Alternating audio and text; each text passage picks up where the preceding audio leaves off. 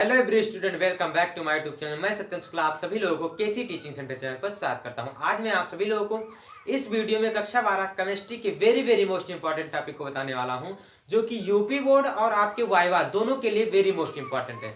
जैसे आपको अध्यापक कहते हैं कि आप चार्ट पर कोई चित्र बनाइए, तो आपको क्या करना है, एसिटेल्डिहाइड निर्माण विधि यानी प्रयोगशाला विधि में कैसे निर्माण किया जाता है, यही चित्र बनाना है। इस वीडियो के माध्यम से आप इसके चित्र बना सकते हैं और टॉपिक भी समझ सकते हैं कैसे कैसे आपको लिखना है। तो चलिए देखते हैं यहाँ पर चित्र कैसा बनाना है। देखिए, आपको सबसे पहले क्या करना होता है, यहाँ पर एक स्टैंड लगाना होता है और स्टैंड पर क्या लगाना होता है, एक बर्नर लगाना होता है। उसके बाद यहाँ पर देखिए जाली लगाना होता है, जिस पर क्या रखना होगा आपको, बालू ऊष्मक यानी बालू, कोई ऐसा बर्तन रखना होगा जिसमें बालू रखेंगे। क्यों? और उसके ऊपर फिर क्या रखेंगे, गोल पेंदी का फ्लास्क रखेंगे। अब देखिए यहाँ पर बालू ऊष्मक पर क्यों गोल पेंदी का फ्लास्क रखा गया, यहाँ सीधे इस जाली जो है इस पर क्यों नहीं रखा गया, क्योंकि आप सभी लोग जानते हैं ये कांच का है। गोल पेंदी का फ्लास्क जो है वो क्या किसका है, कांच का है। और जब आप सीधा डायरेक्ट उसको गर्म करेंगे तो कांच गोल पेंदी के फ्लास्क जो है वो चटक सकता है। तो इसलिए यहाँ पर क्या रखा गया है, बालू ऊष्मक रखा गया है। ठीक बेटा, तो बालू ऊष्मक का उपयोग करेंगे। उसके बाद क्या लगाएंगे, एक फिसल फनल लगाएंगे और उसके बाद क्या लगाएंगे, निकास नली। और निकास नली के पास यहाँ पर क्या लगा हुआ है, संघनित्र। क्या लगा है,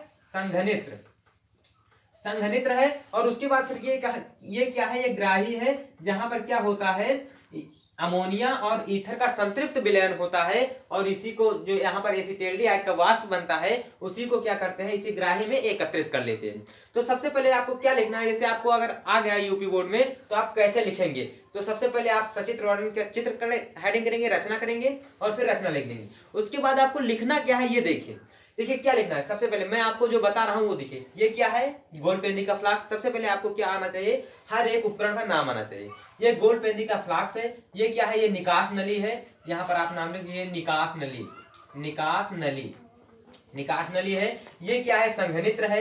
ये क्या है, ग्राही है। ये क्या है, बर्नर। ये क्या है, बालू ऊष्मक। ये क्या है, स्टैंड है। ये क्या है, फिसल फनल है। ठीक बेटा, तो सबसे पहले आपको लिखना क्या है, ये देखिए यहाँ पर देखिए लिखना है, सर्वप्रथम इस विधि में सर्वप्रथम एक गोल पेंदी का फ्लास्क लेते हैं और उसे फिसल फनल के निकास नली की सहायता से ग्राही से जोड़ देते हैं। क्या करना है, सर्वप्रथम एक गोल पेंदी का फ्लास्क लेते हैं और उसे निकास नली की सहायता से ग्राही से जोड़ देते हैं। ठीक बेटा, उसके बाद आपको क्या रखना है, गोल पेंदी के फ्लास्क को स्टैंड से जोड़ देते हैं और उसके नीचे एक बर्नर लगा देते हैं। और बर्नर के ऊपर क्या होता है, बालू ऊष्मक रखते हैं, जिस पर क्या रख देते हैं, गोल पेंदी का फ्लास्क रख देते हैं।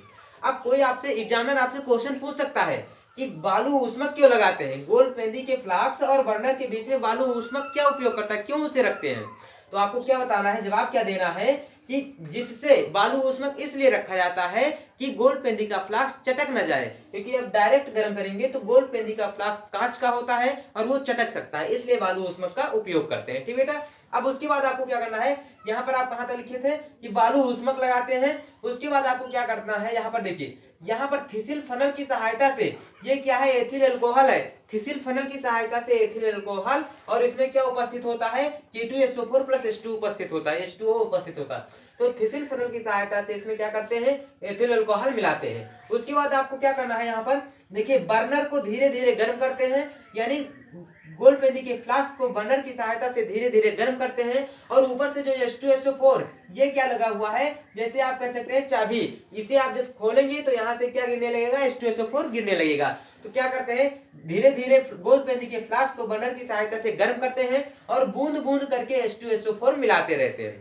उसके बाद फिर क्या होता है, जब इसे गर्म करते हैं और H2SO4 मिलाते हैं तो क्या होता है, एसिटेल्डिहाइड का यानी जो एल्कोहल है वो जब H2SO4 मिलाया जाएगा तो एल्कोहल का ऑक्सीकरण कहाँ हो जाता है, एसिटेल्डिहाइड पर। तो एल्कोहल का ऑक्सीकरण होगा और एसिटेल्डिहाइड का वाष्प बनेगा। और वाष्प यहाँ निकास नली की सहायता से कहां पर जाएगा, निकास नली में जाएगा।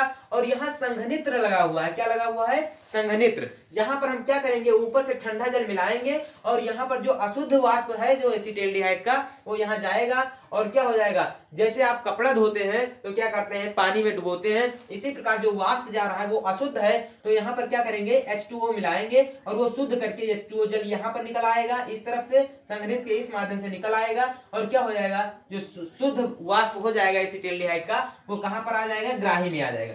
अब ग्राही में जब आ जाएगा तो वहां पर क्या है, तो ग्राही में है अमोनियम और ईथर का शुष्क संतृप्त विलयन है। तो यहाँ पर एसिटिल्डिहाइड का वाष्प जो आएगा वो अमोनिया और किसे, ईथर और एसिटिल्डिहाइड का वाष्प तीनों मिल जाएगा। और इस विलयन को हम क्या करेंगे, इस विलयन में इसके माध्यम से हम क्या मिला देंगे, सांद्र H2SO4 मिला देंगे। और सांद्र H2SO4 को मिलाकर इस विलयन को जब आप 21 डिग्री सेल्सियस पर गर्म करेंगे, कितने डिग्री सेल्सियस पर, 21 डिग्री सेल्सियस पर जब आप गर्म करेंगे तो आपको क्या प्राप्त हो जाएगा, शुद्ध एसिटिल्डिहाइड प्राप्त हो जाएगा। यानी आपको क्या करना है, कुछ नहीं करना है, आपको क्या याद करना, केवल उपकरण के आपको यदि नाम याद है तो आप आसानी से लिख लेंगे। आपको क्या करना है कि इस विधि में सर्वप्रथम एक गोल पेंदी का फ्लास्क लेते हैं और उसे निकास नली की सहायता से ग्राही से जोड़ देते हैं। उसके बाद आपको क्या लिखना है,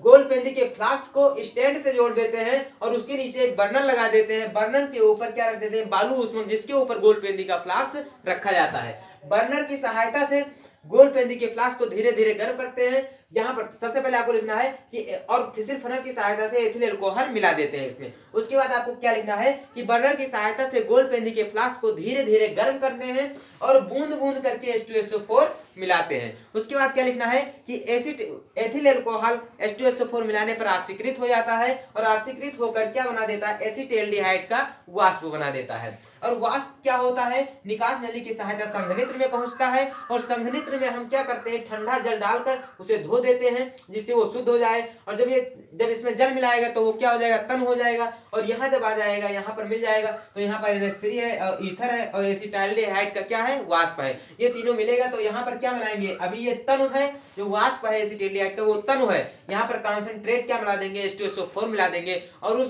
पूरे विलयन को क्या कर देंगे, 21 डिग्री सेल्सियस पर गर्म कर देंगे। तो क्या बन जाएगा आपका शुष्क, यानी शुष्क आपका क्या प्राप्त होगा, शुष्क और शुद्ध एसिटिल्डिहाइड प्राप्त हो जाएगा। चलिए देखते हैं रिएक्शन कैसे होती है। देखिए यहाँ पर क्या मिलाना है, C2H5OH और H2SO4 और K2Cr2O7। क्या मिलाना है, K2Cr2O7, ये तीन चीज आपको मिलाना है। तो यहाँ पर रिएक्शन देखिए क्या है। चलिए यहाँ पर इसको हम रेज कर देते हैं, आप सभी लोग चित्र बना लीजिएगा। तो यहाँ पर देखिए K2Cr2O7 है, देखिए C2H5OH ये है और फिर क्या है H2SO4 है और प्लस क्या है K2Cr2O7 ये है। अब देखिए आपको क्या करना है, कुछ नहीं करना है। यहाँ पर देखिए इसे रेज करते हैं हम। देखिए यहां से Cr2 जो है वो SO4 से क्रिया करेगा, K2 जो है वो SO4 से क्रिया करेगा। तो K2 जब SO4 से करे, सबसे पहले आप देखिए क्या बना रहे हैं, आप एसिटिल्डिहाइड बना रहे हैं। तो यहाँ पर क्या हो जाएगा, C2H5OH है तो यहाँ पर क्या हो जाएगा CH3 और फिर क्या हो जाएगा CHO, ये हो जाएगा एसिटिल्डिहाइड का सूत्र आपका बन गया। अब कैसे बन गया आप अभी जान जाएंगे। देखिए यहाँ पर K है, SO4 से क्रिया करेगा तो क्या बना लेगा, K2SO4 बना लेगा, आप सभी लोग जानते हैं। अब देखिए यहाँ पर Cr है और SO4 से क्रिया कराएगा तो क्या बनाएगा Cr। अब देखिए यहाँ पर Cr पर कितना चार्ज होता है, प्लस का 3 चार्ज होता है और SO4 पर क्या होता है, Cr पर क्या होता है, प्लस का 3 चार्ज और SO4 पर क्या होता है, माइनस का 2 चार्ज। SO4 पर क्या होता है, माइनस का 2 चार्ज। तो जब गुणा करेंगे तो इसको क्या कर देंगे 2 से, इसको क्या कर देंगे 3 से, तो Cr2 हो जाएगा और उसके बाद फिर क्या हो जाएगा, SO4 का होल थ्राइस हो जाएगा। क्या हो जाएगा, SO4 का होल थ्राइस, ये बन गया। अब उसके बाद फिर क्या करेंगे, यहाँ देखिए Cr SO4 से क्रिया करके Cr SO4 का होल थ्राइस बना लिया, K SO4 के साथ क्रिया करके क्या बना लिया, K2SO4 बनाया, CH3HO बन गया। अब यहाँ पर क्या बचा है, H और OH बचा है तो यहाँ पर क्या निकल जाएगा, H2O निकल जाएगा। ठीक बेटा, क्या निकल जाएगा, H2O निकल जाएगा। चलिए अब संतुलित कर लेते हैं। देखिए रिएक्शन यहाँ पर क्या है, K तो देखिए यहाँ पर संतुलित है, K2 है, K2 है। यहाँ पर ये देखिए Cr2 है, Cr कितना है, 2 है। अब SO4 देखिए यहाँ पर कितना है, SO4 यहाँ पर 1 और 3 और 1 कितना है, 4 SO4 है। तो इसके आगे आप क्या लगा देंगे, 4 लगा देंगे तो क्या हो जाएगा, 4 SO4 हो जाएगा। उसके बाद आपको यहाँ पर क्या कर देना है, इसके आगे आपको 3 लगा देना है और इसके आगे भी आपको क्या लगा देना है, 3 लगा देना है। तो यहाँ पर कार्बन की संख्या क्या हो जाएगी, संतुलित हो जाएगी। अब देखिए आपको O और H को संतुलित करना है तो आपको कुछ नहीं करना है, केवल H2O के आगे क्या लगा देना है, आपको 7 लगा देना है, आपकी पूरी रिएक्शन संतुलित हो जाएगी। आप चाहे आप हर एक तत्वों को मिला लीजिए, आपकी रिएक्शन पूरी संतुलित है। तो आपको क्या करना है, कुछ नहीं करना है, इसको पूरे आप उपकरण को याद करना है। उपकरण को यदि आप याद कर लिए तो आप अच्छे से लिख लेंगे और आपको रिएक्शन कर देना है। आपको 5 नंबर कहीं नहीं जाएंगे, 5 नंबर आपको मिल जाएंगे। तो हम मिलते हैं अगले वीडियो में, तब तक के लिए धन्यवाद।